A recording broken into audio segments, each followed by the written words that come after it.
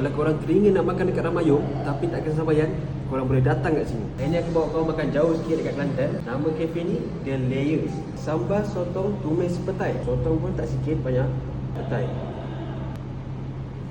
Sotong dia tak lihat, sambal dia pun rasa manis-manis pedas. Daging salai masak lemak cili api. Kita rasa Kelantan punya macam mana. Tengok dia punya daging salai. Kuah dia pun pekat. Dia memang ada rasa smoky tu. Daging salai dia lembut, sedap doa.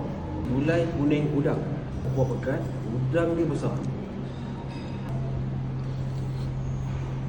Udang dia fresh. Dia tak rasa macam masak lemak tau. Sebab tu nama dia gulai kuning. Dia ada rasa-rasa gulai tu lah. Tak pedas lah.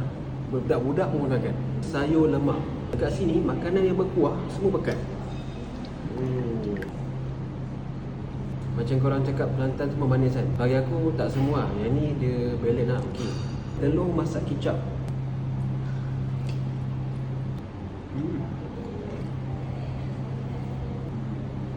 Ikan selayang goreng. Besar juga. Bismillah. Macam pupuk. Dan kita ada budu dan ulam-ulaman. Ni orang Kelantan kalau tak ada ni memang tak sah. Bukan orang Kelantan lah namanya. Cik. Bismillah.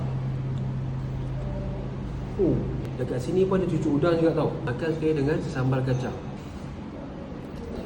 Udang dia pun besar. Layers ni ada 3 cawangan dan 1 central kitchen. Dekat cawangan Kota Baru ni je yang ada sediaan halal. Dan lagi 2 tu dalam proses. Layers SUK saja yang menawarkan masakan Melayu. Waktu operasi dia pada 12.30 hari sampai 7 malam. Last call pada 6 subuh. Setiap hari buka, hari Jumaat saja tutup.